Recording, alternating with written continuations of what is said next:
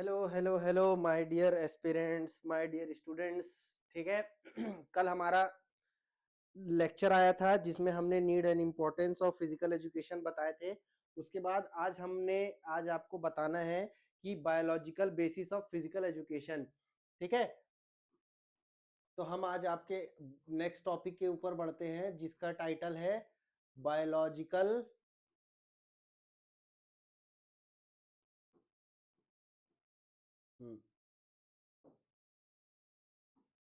क्या है हमारा टॉपिक है biological basis of physical education. मतलब हमारे फिजिकल एजुकेशन में, हमारे इंसान में, हमारे पर्सनल इन बॉडी में क्या ऐसे बायोलॉजिकल बेसिस है, क्या ऐसे बायोलॉजिकल प्रिंसिपल्स है, क्या ऐसे बायोलॉजिकल थिंग्स है जो हमको डिफाइन करते हैं, जो हमको बताते हैं। और ऐसे क्या बायोलॉजिकल बेसिस है फिजिकल एजुकेशन के। ठीक है। यहाँ इसकी बात क्या हो रही है, फिजिकल एजुकेशन की बात हो रही है कि फिजिकल एजुकेशन के क्या बायोलॉजिकल बेसिस है, इसके क्या इंटरनल थिंग्स हैं जो फिजिकल एजुकेशन को इतना बड़ा बनाते हैं। ठीक है। तो हम यहाँ पे स्टार्ट करते हैं। ठीक है। आपसे एक क्वेश्चन बन सकता है कि what do you mean by biological basis of physical education and explain different parts of biological things and biological basis of physical education. ठीक है। इसमें आपको क्या आंसर देना है कि biological basis of physical education वो चीजें होती है, biological basics are that things which define physical education is a very broad manner.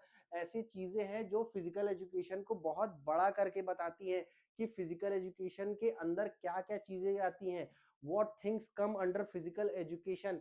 तो ये आपको biological basis of physical education में बताना है। ठीक है।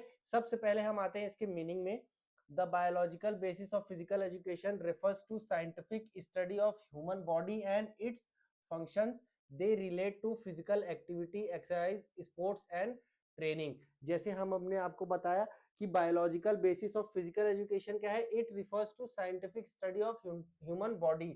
ठीक है। ह्यूमन बॉडी के साइंटिफिक स्टडी, नॉर्मल स्टडी नहीं कि हम देखा कि हाँ देख करके समझ में आ रहा है यार ये ना मोटा है तो इसके अंदर क्या होगा, ये मोटा है तो इसके ना एंडोरेंस कम होगा, इसके अंदर ताकत बहुत होगा, ये ना चल फिर नहीं पाता होगा, अच्छे तरीके से फिजिकल एक्टिविटी कर नहीं पाता होगा। ये चीजें नहीं, हमको क्या करना है, साइंटिफिक वे में उसके ह्यूमन बॉडी के बारे में फाइंड आउट करना है कि हम उसके बीएमआई कैलकुलेट करें, हम उसका सॉरी हम उसका वेट लें, हम उसका अंडर वॉट लें, अंडर वेट लें, उसके बॉडी के स्ट्रेंथ मेजर करें, उसकी फ्लेक्सिबिलिटी मेजर करें, उसका हाइट मेजर करें, उसका एंथ्रोपोमेट्रिक डिफरेंस, एंथ्रोपोमेट्रिक मेजरमेंट लें, जिससे क्या है हम उस इंसान के साइंटिफिक वे में ह्यूमन बॉडी को पढ़ सकते हैं, समझ सकते हैं। और उसके फंक्शंस, जो हमारे ह्यूमन बॉडी के फंक्शंस हैं, चाहे वो हमारा हार्ट हो, चाहे वो हमारा चेस्ट हो, चाहे वो हमारे मस्कुलर सिस्टम्स हो, चाहे वो हमारे स्केलेटल सिस्टम हो, चाहे हमारा डाइजेस्टिव सिस्टम हो, चाहे हमारा एक्सक्रीटरी सिस्टम हो, चाहे हमारे सेंस ऑर्गन्स हो, चाहे वो हमारे नर्वस सिस्टम हो, इन सब को हम अच्छे तरीके से पढ़ते हैं किसमें, biological basis of physical education में। हम सब फंक्शंस को अच्छे तरीके से समझते हैं biological basis of physical education में। ठीक है। इसके बाद physical activity, exercise, sports and training के बारे में पढ़ना, स्पोर्ट्स ट्रेनिंग के बारे में समझना, कौन सी ट्रेनिंग किस पर्सन के लिए जरूरी है, कौन सी ट्रेनिंग किस पर्सन के लिए जरूरी नहीं है, कैसे लोड बढ़ाना है, कैसे एडाप्टेशन उसका तेज करना है, क्या डाइट देना है, क्या एक्सरसाइज उसको कराना है, उसको कैसे केयर देना है, कैसा ट्रीटमेंट देना है अगर उसको कोई इंजरी हो गई। तो ये क्या है, ये आपके आते हैं biological basis of physical education के मीनिंग। ठीक है। अब इसका पहला पॉइंट क्या है, major components of biological basis. जो मेजर बहुत बड़े बड़े पॉइंट्स ऑफ मेजर कंपोनेंट है बायोलॉजिकल बेसिस के, वो क्या है, पहला study the structure of human body. Human body के स्ट्रक्चर्स को पढ़ना, जैसे मैंने बताया कि हमारा नर्वस सिस्टम पढ़ना, हमारा सर्कुलेटरी सिस्टम पढ़ना, हमारा respiratory, digestive, excretory, endocrine, exocrine, muscles, skeleton, ये सब चीजों के बारे में पढ़ना। ये क्या है, हमारे ह्यूमन बॉडी के मेजर सिस्टम्स है। फिर bones, skeletal system, muscle system, joints जो कि हमारे स्केलेटल सिस्टम के अंदर ही आते हैं।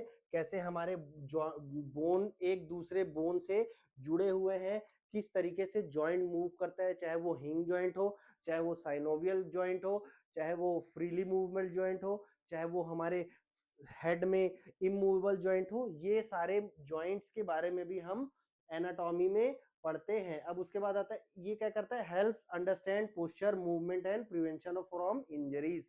ये क्या करता है, हमको पोस्चर के बारे में बताता है कि हमारा सही पोस्चर क्या है, चाहे वो खड़े रहने का हो, चाहे वो बैटिंग करने का हो, चाहे वो बॉलिंग करने का हो, चाहे वो वॉलीबॉल में सेटिंग करने का हो, या फिर फुटबॉल में किक मारने का हो, वो हमारा सही तरीके से क्या पोस्चर है ये हमको बताता है एनाटॉमी।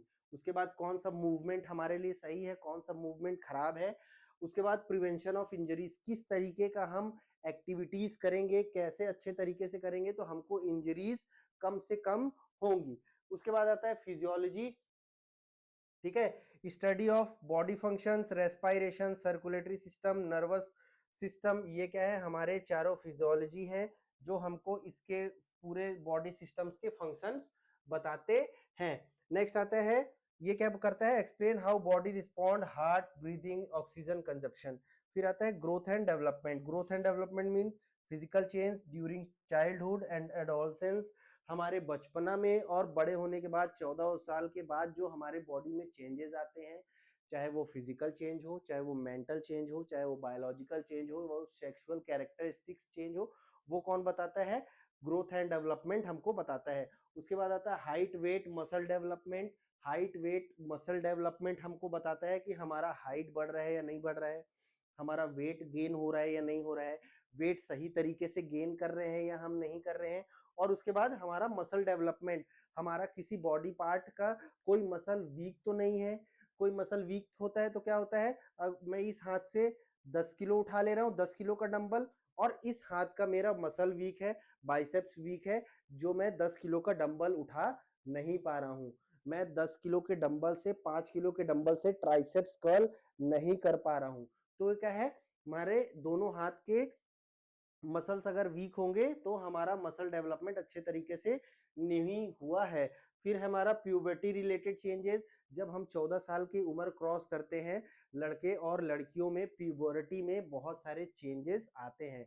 जैसे हमारे सेक्सुअल कैरेक्टरिस्टिक्स डेवलप हो जाते हैं, ठीक है, हमारे मुस्टैच आना चालू हो जाते हैं, हमारे मूंछ आना चालू हो जाती हैं, ठीक है, हमारे अंडर आर्म्स में प्राइवेट एरिया में हेयर ग्रोथ होने लगता है, हमारे सेक्सुअल कैरेक्टरिस्टिक्स और ज्यादा डेवलप होने लगते हैं।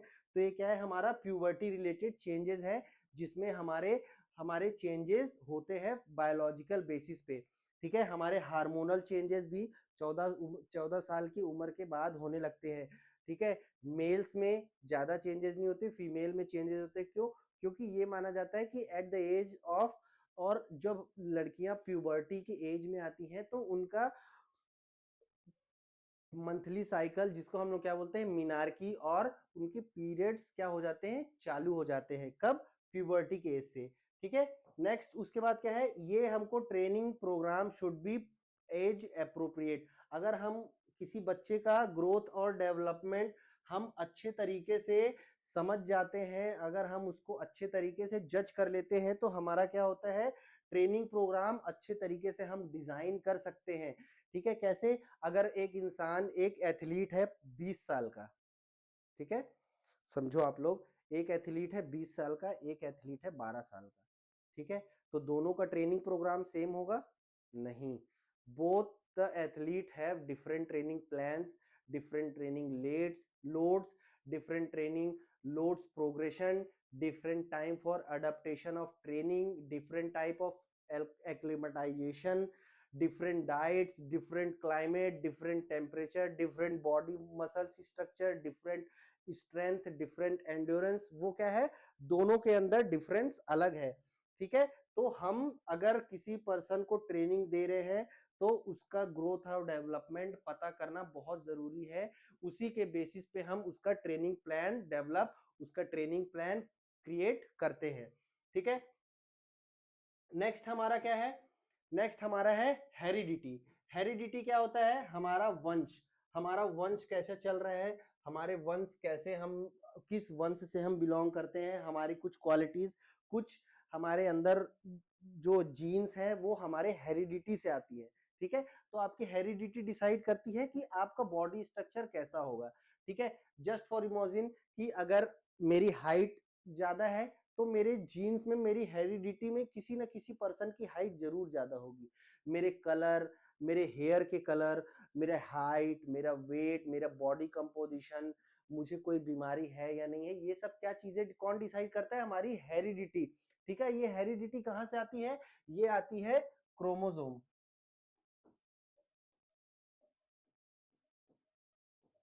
ठीक है, क्रोमोसोम क्या होते हैं? हमारे 23 पेयर होते हैं जो हमारे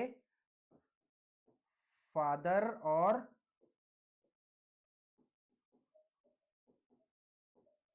मदर से मिल करके हमको मिलते हैं।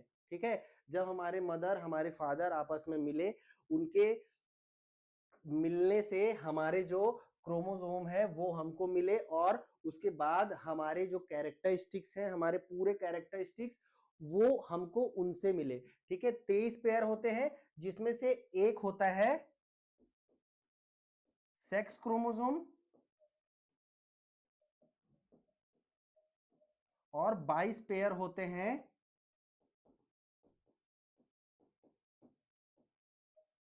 ऑटोजोम। ठीक है, ये सेक्स क्रोमोसोम तो समझ गए आप, एक्स एक्स और एक्स वाई। ठीक है, ये मेल और फीमेल डिसाइड करता है। ठीक है, अब उसके बाद आता है, ये तो चलो हो गया। अब ये आते हैं जो ये जो 22 क्रोमोसोम है, ये शो क्या करते हैं? ये शो करते हैं हमारे डिफरेंट बॉडी के टाइप्स, डिफरेंट बॉडी के चीजें। ठीक है, इसमें से कोई एक क्रोमोसोम हमारे आंख का कलर, कोई एक क्रोमोसोम हमारे बाल का कलर, हमारे हेयर्स का कलर, कोई एक क्रोमोसोम हमारे स्किन का कलर, कोई एक क्रोमोसोम हमारे अंदर के और भी चीजें फंक्शन है उसका क्रोमोसोम होगा। तो ऐसे टोटल मिलाकर के 22 क्रोमोसोम होते हैं जो हमारे अलग अलग चीजों को बताते हैं 22 तरीके से। ठीक है, वो हमको हमारे हेरिडिटी, हमारे पेरेंट्स, हमारे एंसेस्टर से हमको मिलता है। ठीक है, तो अब चीजें क्या आती है? Genetic trait inherited from parents, जो मैंने आपको बताया कि ऐसी इनहेरिटेड जो हमको हमारे पेरेंट्स से, हमको पीढ़ी से मिल रही है। उसके बाद हमारा बॉडी स्ट्रक्चर। ठीक है, कई लोगों में, आप लोगों में भी देखते होंगे कि हाँ, लड़के को और लड़की को कोई रिश्तेदार आता है, कोई देखता है ना, तो बोलता है कि आपका शक्ल आपके पापा से मिलता है, आपका शक्ल आपकी मम्मी से मिलता है, आपका शक्ल आपके मामा से मिलता है, दादा से मिलता है, दादी से मिलता है, नाना से मिलता है, नानी से मिलता है। क्यों? क्योंकि आखिरकार जो हमारे मदर में, हमारे फादर में जो क्रोमोसोम है, जो हेरिडिटी उनके पेरेंट्स से, उनके पेरेंट्स के पेरेंट्स से ट्रांसफर हुआ है, वही तो ट्रांसफर होकर के हमारे पास आया है। तो इसलिए हमारा बॉडी स्ट्रक्चर, हमारे बॉडी टाइप क्या होता है? हमारे पेरेंट्स के पूरे हेरिडिटी से, किसी न किसी पर्सन से हमारे अंदर आता है। ठीक है, और उसके बाद क्या है? Muscle fibre type. दो टाइप के मसल फाइबर होते हैं, एक होता है टाइप 1 और टाइप 2। ठीक है, टाइप 1 क्या होता है? फास्ट। और टाइप 2, ठीक है, देखो दो टाइप के होते हैं। ठीक है, एक होता है रेड, इसलिए अभी ये समझा रहा हूं क्योंकि आपको टाइप 1 और टाइप 2 में ना आपको बाद में कंफ्यूजन हो जाएगा, इसलिए आप सिंपली वे में समझो। एक होता है रेड और एक होता है व्हाइट। ठीक है, रेड और व्हाइट में क्या डिफरेंस होता है? रेड क्यों होता है? रेड होता है एरोबिक के लिए। ठीक है, रेड होता है एरोबिक के लिए, ऐसा मसल फाइबर जो हमको किसी भी एक्टिविटी को लंबे समय तक करने के में एनर्जी प्रोवाइड करता है, वो होता है रेड मसल फाइबर्स। ठीक है, जो हमको लंबे समय तक एनर्जी देता रहता है। जैसे हम फुटबॉल खेल रहे हैं 90 मिनट्स, कभी कभी तो गेम 2 घंटे का भी चला जाता है एक्स्ट्रा टाइम। वॉलीबॉल है, बैडमिंटन है, टेनिस है, मैराथन रनिंग है, 1500 मीटर रनिंग है। तो ये वो पर्सन, वो एथलीट अच्छे तरीके से परफॉर्म कर सकता है जिसका रेड मसल फाइबर्स अच्छा होगा। ठीक है, अब आते हैं हम white muscle fibres. White muscle fibres क्या होता है? ये एनर्जी रिच मसल्स होते हैं, ये हमको इंस्टेंट एनर्जी देते हैं, ये हमको एक्सप्लोसिव एनर्जी प्रोवाइड कराते हैं। ठीक है, एक एथलीट का नाम सुना होगा आपने, उसेन बोल्ट। ठीक है, fastest man in the earth till date. ठीक है, इसने 9.53 सेकेंड्स में क्या किया? 100 मीटर क्रॉस कर दिया। तो सोचो ये इंसान कितना फास्ट है। एक सेकंड में इसने कितने मीटर अप्रोक्स, अगर हम एक सेकंड का निकाले तो 10 सेकंड में 100 मीटर इसने किया, तो 100 डिवाइडेड बाई 10 करेंगे, 9.53 करेंगे, तो अप्रोक्स 10.1 और 10.2 मीटर पर सेकंड इसने पार किया। एक सेकंड में 10 मीटर, समझ रहे हैं? तो इसका जो व्हाइट मसल फाइबर था, इनको इतनी एथलेटिक, इतना ज्यादा एक्सप्लोसिव स्ट्रेंथ दिया, स्पीड इनकी इतनी तेज थी कि ये 10 सेकंड के अंदर 100 मीटर रेस इन्होंने पार कर दिया। ठीक है, तो ये हमारे दो टाइप को मसल्स होते हैं, एक होता है रेड, एक होता है व्हाइट। ठीक है, अब आता है नेचुरल फिजिकल एबिलिटीज। ठीक है, नेचुरल फिजिकल एबिलिटीज में देखो, आप एक चीज समझो, हम ना सारे फिजिकल एबिलिटीज को बढ़ा सकते हैं, घटा सकते हैं, बट एक जो होता है वो होता है नेचुरल फिजिकल एबिलिटी, और वो होता है स्पीड। ठीक है, हम स्पीड को बहुत फ्रैक्शन ऑफ टाइम, अगर कोई इंसान 11 सेकंड में दौड़ रहा है तो हम उसको 10.5 कर सकते हैं। ठीक है, ज्यादा चेंज नहीं कर सकते। बट किसी इंसान का एंड्योरेंस है, अगर वो 10 किलोमीटर 1 घंटे में दौड़ता है, तो हम उस 10 किलोमीटर को 40 मिनट कर सकते हैं। कर सकते हैं, ये हम उसका एंड्योरेंस डेवलप करके उसको 40 मिनट कर सकते हैं। ठीक है, बट हम स्पीड को ज्यादा नहीं कर सकते। क्यों? क्योंकि ये आपकी नेचुरल एबिलिटी है, ये आपको आपके पेरेंट्स से मिली है। और ये क्या डिसाइड करता है? ये डिसाइड करता है आपका मसल फाइबर के टाइप, कि आपके अंदर व्हाइट है, आपके अंदर व्हाइट है या रेड है। ठीक है, आपके अंदर व्हाइट मसल फाइबर है या रेड मसल फाइबर है। अगर आपके अंदर ज्यादा व्हाइट मसल फाइबर है तो ऑब्वियस सी बात है आपका स्पीड तेज होगा, आपके अंदर रेड ज्यादा है तो आपका एंड्योरेंस तेज होगा, आपको लॉन्ग एक्टिविटी करने में बहुत ज्यादा हेल्प मिलेगा। ठीक है, तो ये आपके नेचुरल फिजिकल एबिलिटीज है जो आपको आपके पेरेंट्स से मिलती है, जो है स्पीड। इसके अलावा हर चीजों को हम डेवलप कर सकते हैं, चाहे वो एंड्योरेंस हो, एजिलिटी हो, कोऑर्डिनेशन हो, ठीक है, रिएक्शन टाइम हो, फ्लेक्सिबिलिटी हो, हम हर चीज को डेवलप कर सकते हैं स्पीड को छोड़ करके। ठीक है, ये हो गया play is a role in sports performance and talent identification. जो क्या है, हमारा हेरिडिटी क्या करता है, हमारा बहुत अच्छा रोल प्रोवाइड करता है परफॉर्मेंस को बढ़ाने में और टैलेंट आइडेंटिफिकेशन करने में। कौन सा प्लेयर कौन से गेम में अच्छा है, कौन सा प्लेयर कौन से गेम के लिए बेस्ट है। ठीक है, फिर नेक्स्ट आता है हमारा बॉडी टाइप्स। बॉडी टाइप्स क्या होते हैं हमारे? बॉडी टाइप्स अकॉर्डिंग टू, ये तो शेल्डन है, शेल्डन के अकॉर्डिंग ये दिए हुए हैं, ये किसके द्वारा दिए हुए हैं? शेल्डन। ठीक है, शेल्डन ने ये दिया हुआ है कि ectomorph, mesomorph, endomorph. Sorry, body type influence suitability of certain sports. ठीक है, बॉडी टाइप हमको किसी भी सर्टेन स्पोर्ट्स के लिए सुटेबल बनाता है। I am valid for that sport or not, you are valid for this sport or not, you are suitable for this sports or not. ठीक है, ये क्या बनाता है? हमारा बॉडी टाइप बनाता है। ठीक है, अब एक्टोमॉर्फ, मेसोमॉर्फ, एंडोमॉर्फ, एडर्नल, और भी बॉडी टाइप है, जिसमें बहुत सारे बॉडी टाइप है। मैं ये हिप्पोक्रेट्स के द्वारा बॉडी टाइप दिए हुए हैं, शेल्डर के द्वारा बॉडी टाइप दिए हुए हैं, और भी साइंटिस्ट है और भी ऑथर्स हैं जिनके टाइप द्वारा बॉडी टाइप्स बताने गए हैं। ये मैं आपको आगे चल करके पढ़ाऊंगा, बट अभी मैं ये जो 3 दिए हुए हैं, ये मेजर, ये 3 बॉडी टाइप ही हर जगह हम मानते हैं। ठीक है, जो क्या है? Ecto, meso, endomorph. ठीक है। एक्टोमेसोमॉर्फ क्या होता है? थीन एंड लीन बॉडी, मेरे जैसा लंबी बॉडी और पतला। मेसोमॉर्फ कैसा होता है? मसल्स बॉडी, ठीक है, हेल्दी नहीं होगा ना लीन होगा, एकदम हेल्दी मसल्स बॉडी, ठीक है। उसके बाद endomorph, round and soft body, एकदम मोटा, जस्ट लाइक सुमो रेसलर्स, ठीक है।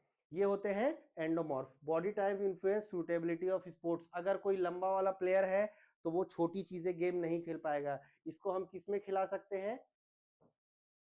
इस बॉडी टाइप हमारा वॉलीबॉल में काम आएगा, बास्केटबॉल में काम आएगा,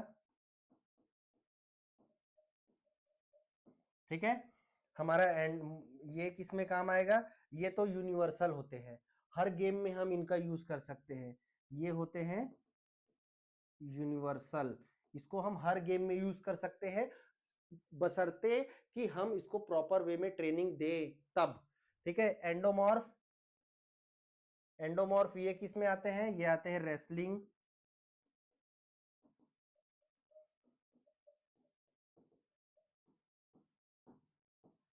वेट लिफ्टिंग,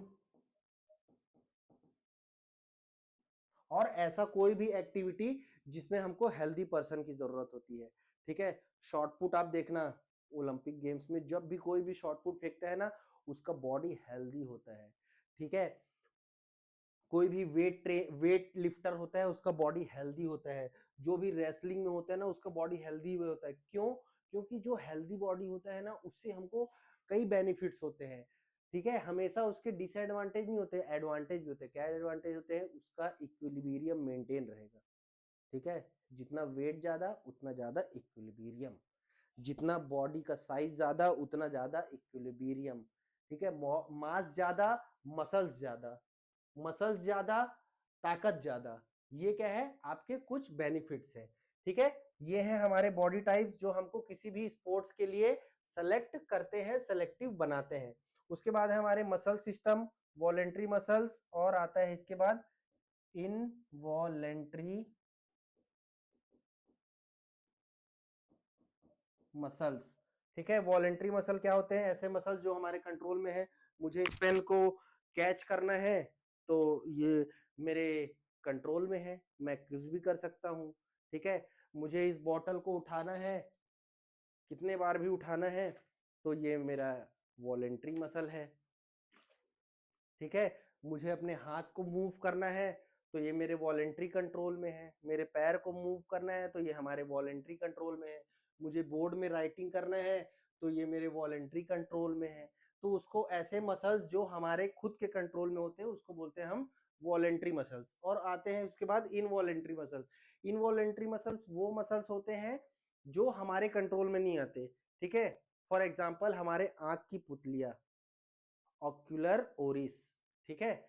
ये मसल्स हमारे आंख की जो हमारे कंट्रोल में नहीं है। आप कुछ देर तक इसको कंट्रोल कर सकते हैं दूसरे से, सामने वाले से आंख मिला करके, बट परमानेंटली नहीं, ठीक है। इसलिए क्या होता है, इनवॉलेंट्री और वॉलेंट्री दो टाइप के मसल होते हैं। और इनवॉलेंट्री मसल्स हमारे इंटरनल बॉडी में होते हैं, जिसको हम क्या करते हैं, हम कंट्रोल नहीं कर सकते। हम अपने हार्ट बीट को कंट्रोल नहीं कर सकते, हम अपने लंग्स को कंट्रोल नहीं कर सकते, हम अपने intestine, stomach, pancreas, kidney, liver, ये सब चीजों को हम कंट्रोल नहीं कर सकते। ये क्या है? इनवॉलेंट्री है। दूसरा है मसल कॉन्ट्रैक्शन मैकेनिज्म, हम आगे चल के पढ़ेंगे। स्लाइडिंग फिलामेंट थ्योरी, ठीक है। हम इसमें क्या पढ़ेंगे? हम स्लाइडिंग फिलामेंट थ्योरी में पढ़ेंगे कि कैसे हमारा मसल कॉन्ट्रैक्शन और मसल रिलैक्सेशन, कैसे हमारे मसल कॉन्ट्रैक्ट करते हैं, काम करते हैं। ये हमको स्लाइडिंग फिलामेंट थ्योरी बताता है। कौन से नर्व्स हमारे मसल्स में आते हैं, कौन सा नर्व ले करके आता है, कौन कौन से केमिकल्स ऐसे होते हैं जो मसल कॉन्ट्रैक्शन में हेल्प करते हैं। तो ये हम किस में पढ़ेंगे? स्लाइडिंग फिलामेंट थ्योरी में। और macro and micro structure of muscle भी हम पढ़ेंगे, तो उसमें पढ़ेंगे, ठीक है। फिर fast Twitch and slow Twitch muscle fibre, ये मैंने आपको अभी बताया था। कहाँ गया? ये पिछले वाले में था शायद। ठीक है, ठीक है, ये बताया था मैंने आपको मसल्स में। मैंने आपको मसल में बताया था फास्ट ट्विच और स्लो स्लो ट्विच। ठीक है, मैंने ये बताया था आपको। इसके बाद आता है हमारे different sports require different type of muscle fibres. Her sports हमारा हर मसल फाइबर्स अलग अलग चाहता है। ठीक है, जो फास्ट एक्टिविटी है उसमें हमारे मसल फाइबर्स अलग लगेंगे, जो स्लो एक्टिविटी है, जो लॉन्ग ड्यूरेशन एक्टिविटी है, उसमें हमारे मसल फाइबर रेड लगेंगे। ठीक है, अब इसके बाद नेक्स्ट आता है हमारा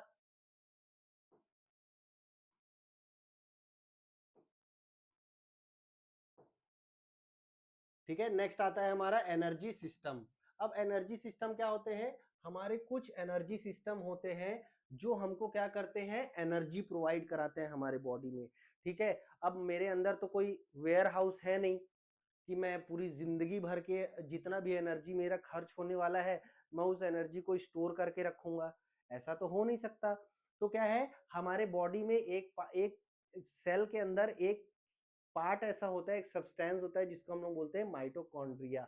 ठीक है, माइटोकॉन्ड्रिया क्या होता है? हमारा पावर हाउस ऑफ सेल, जिसको हम लोग बायोब्लास्ट के नाम से जानते हैं, एटीपी मील के नाम से जानते हैं, जो क्या करता है हमारे बॉडी के अंदर एटीपी का प्रोडक्शन करता है। और हमारे बॉडी में जो भी एनर्जी हमको यूज करना होता है, जो भी एनर्जी हम खर्च करते हैं, वो क्या होता है, एटीपी के ही फॉर्म में हम एनर्जी को यूज करते हैं।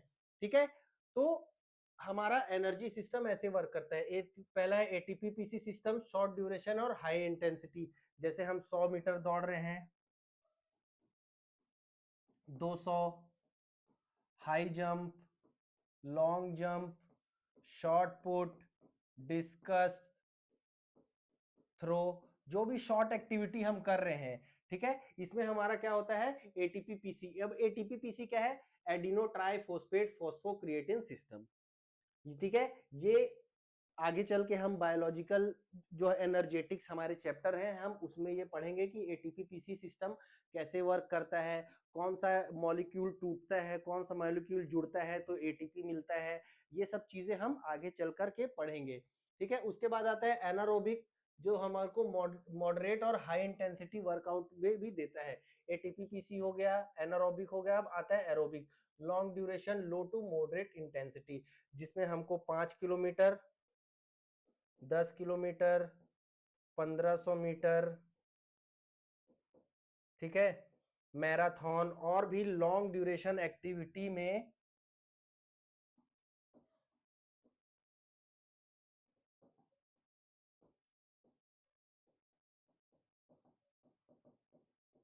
लॉन्ग ड्यूरेशन एक्टिविटी में हमको क्या करता है, ये एरोबिक सिस्टम एनर्जी प्रोवाइड करता है। अब इसमें इलेक्ट्रॉनिक ट्रांसपोर्ट चेन है, क्रैब साइकिल है, एरोबिक सिस्टम, ये सारे क्या है, ऐसे वो है एनर्जी साइकिल्स जो हमको एनर्जी सिस्टम जो हमको एनर्जी प्रोवाइड करते हैं।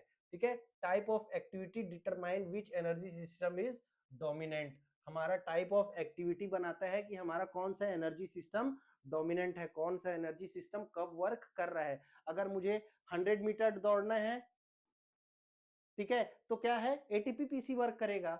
जो मेरे मसल्स के अंदर अभी एटीपी स्टोर है वो ही खर्च होंगे, नए एटीपी बनाने की मसल्स को जरूरत नहीं है। अगर मुझे 500 800 मीटर दौड़ना है, ठीक है, तो मेरा aerobic system high intensity moderate duration, ये क्या होता है, ये आप 1 मिनट 2 मिनट में आप ये एक्टिविटी खत्म कर सकते हैं। तो सेकंड वाला मेरा चालू होगा। थर्ड हमारा, मुझे जैसे 1500 मीटर दौड़ना है, ठीक है, 2 किलोमीटर, 5 किलोमीटर, 10 किलोमीटर, ठीक है, ये सारे एक्टिविटीज मुझे करनी है, तो उसके लिए मेरा एरोबिक सिस्टम एक्टिवेट होगा। कहां पर एक्टिवेट होगा? माइटोकॉन्ड्रिया में। माइटोकॉन्ड्रिया कहां है? सेल के अंदर है, जिसको हम लोग किस किस नाम से जानते हैं, आप इस चीज को रिमेंबर कर लीजिए, बायोब्लास्ट, एटीपी मील, एनर्जी हाउस, इन तीनों नाम से हम अपने माइटोकॉन्ड्रिया को जानते हैं। अब उसके बाद आता है ये, अब आता है हमारा, ये हो गए 7 बेसिक्स। अब दूसरा आता है principle based on biological basis. Principle of individual difference, her individual अलग है एक दूसरे से, मैं अलग हूं, आप अलग हैं, सामने वाला अलग है, पीछे वाला अलग है, हर इंसान एक दूसरे से अलग है। ये हमारा इंडिविजुअल डिफरेंस, और हम इंडिविजुअल डिफरेंस के बेसिस पे ही किसी को ट्रेनिंग प्रोवाइड कराते हैं, किसी को परफॉर्मेंस प्रोवाइड कराते हैं, किसी का परफॉर्मेंस इंक्रीज करते हैं, किसी का परफॉर्मेंस मेंटेन करते हैं, उसके इंडिविजुअल डिफरेंस के बेसिस पे। प्रिंसिपल ऑफ ओवरलोड, ठीक है, पहले हम अगर लोड देंगे तभी तो ओवरलोड होगा। लोड मीन्स जैसे आप समझ लो मैं जिम जा रहा हूँ रेगुलरली, 1 दिन 2 दिन 4 दिन 5 दिन 10 दिन 15 दिन, तो मेरा ट्रेनर क्या क्या मेरे ट्रेनर ने क्या किया, पहले दिन मुझे 5 किलो के डंबल दिया, ठीक है, 1 सेकेंड गाइस, ठीक है। नेक्स्ट हमारा क्या है, प्रिंसिपल्स ऑफ ओवरलोड, ठीक है। तो हमारा लोड, जैसे मैंने आपको बताया कि मेरा ट्रेनर है, मुझे 2 2 4 4 5 5 10 10 दिन में मेरा लोड इंक्रीज करता है। पहले मुझे 5 किलो के डंबल लगवाया, फिर मुझे 6 किलो का दिया, फिर 7 किलो का दिया, फिर 8 किलो का दिया, फिर 10 किलो का दिया, 11 12, ये है मेरा लोड।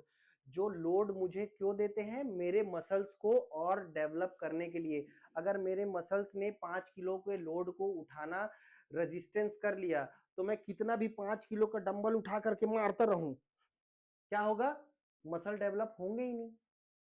5 किलो के मसल्स का मेरे एबिलिटी हो गया ना, अडेप्ट कर लिया।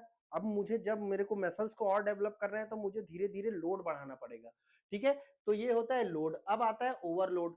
ओवरलोड क्या हुआ, मेरा कैपेसिटी है 10 किलो उठाने का, मुझे आया ट्रेनर, अरे यार निमेश सर क्या कर रहे हैं आप, इतना अच्छा बॉडी है, 10 किलो का डंबल से क्या होगा, आप भाई उठाओ, एक काम करो, मारो 20 20 किलो के डंबल।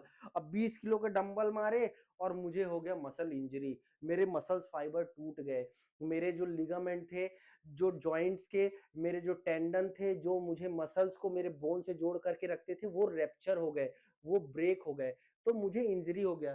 तो ये होता है प्रिंसिपल ऑफ ओवरलोड। जैसे आपको ओवरलोड होगा आपको इंजरी हो जाएगी, आप किसी भी एक्टिविटी में परफॉर्मेंस आपका डिक्लाइन हो जाएगा, ठीक है। नेक्स्ट है हमारा प्रिंसिपल ऑफ प्रोग्रेशन। जैसे जैसे आपका प्रोग्रेशन होगा वैसे ही आपका लोड, जैसे आपका प्रोग्रेशन होगा वैसे ही आपका लोड बढ़ाया जाएगा। ये है आपका, ये समझ लो आपका टाइम है,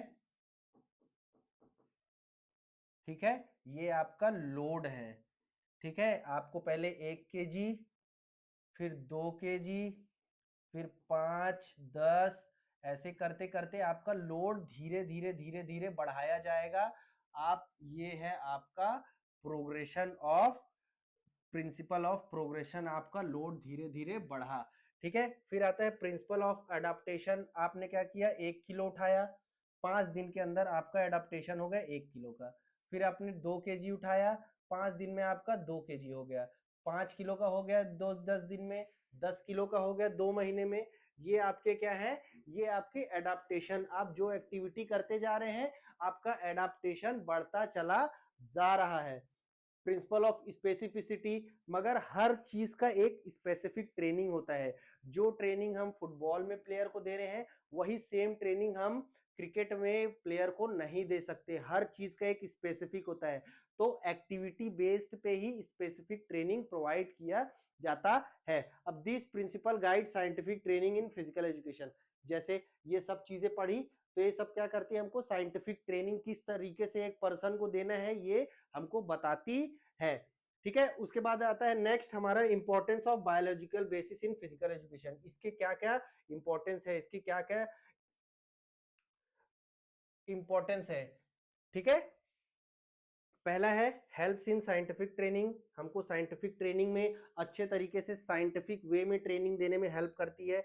कौन सा चीज आपके लिए बेनिफिशियल है, कौन सा चीज नहीं है, कौन सा चीज आपके लिए अच्छा है, कौन सा चीज नहीं है, आपके मसल फाइबर के अकॉर्डिंग, आपके स्ट्रेंथ के अकॉर्डिंग, आपके एंड्योरेंस के अकॉर्डिंग आपको साइंटिफिक वे में ट्रेनिंग प्रोवाइड कराई जाती है। Improper performance, sorry, improve performance, आपका परफॉर्मेंस को इम्प्रूव किया जाता है आपके बायोलॉजिकल बेसिस को देख करके, बायोलॉजिकल बेसिस को जज करके। उसके बाद आता है प्रिवेंट इंजरीज, आपके इंजरीज को प्रिवेंट करने के लिए क्या होता है, आपके बायोलॉजिकल बेसिस को पूरा स्टडी किया जाएगा, आपको देखा जाएगा कि आप कौन सा एक्टिविटी अच्छे से परफॉर्म कर पा रहे हैं या नहीं, आप सब चीजें अच्छे तरीके से परफॉर्म कर पा रहे हैं या नहीं। इसके हेल्प से आपको इंजरी से बचाया जाएगा। ठीक है। उसके बाद है develop physical fitness, physical fitness आपका बढ़ाया जाएगा, कंपोनेंट्स आपके डेवलप किए जाएंगे। क्या क्या था?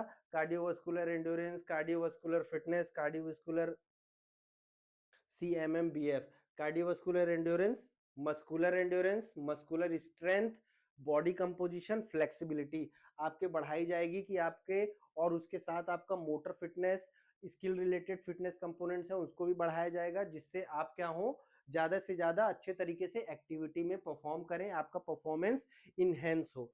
नेक्स्ट हमारा ensure age appropriate and safe exercise program, हमारा एज के अप्रोप्रिएट हर एक्सरसाइज हो। 5 साल का बच्चे के हिसाब से 5 साल वाला एक्सरसाइज करे, 10 साल के हिसाब से 10 साल वाला करे, 15 साल के हिसाब से 15 साल वाला करे, 20 साल के हिसाब से 20 साल वाला करे। और सेफ एक्सरसाइज प्रोग्राम, ऐसा कोई एक्सरसाइज प्रोग्राम नहीं बनाना जिसमें बच्चे क्या हो जा रहे हैं, इंजर्ड हो जा रहे हैं, बच्चे टायर्ड हो जा रहे हैं, जल्दी थक जा रहे हैं। ठीक है, तो हमको क्या करना है, सेफ एक्सरसाइज प्रोग्राम बनाना है बच्चों के हिसाब से, जो क्या करे, उनके परफॉर्मेंस लेवल को जल्दी जल्दी बढ़ाए, ना कि डिक्लाइन करे। ओके, अब इसके बाद हमारा आता है मिसकंसेप्शन, ये तो चीज चलिए मैं आपको पढ़ा चुका हूं। ठीक है, तो ये हमारा इसके साथ हमारा खत्म होता है क्या टॉपिक, हमारा biological basis of principles, biological basis of physical education, जो मैंने आपको समझाया। अगर आपको इसमें कोई डाउट है तो आप मुझसे जरूर पूछें, अगर आपको कोई डाउट नहीं है तो मेरे चैनल को सब्सक्राइब करिए, मैं आगे आपको फिजिकल एजुकेशन के और भी टॉपिक्स के बारे में बताऊंगा।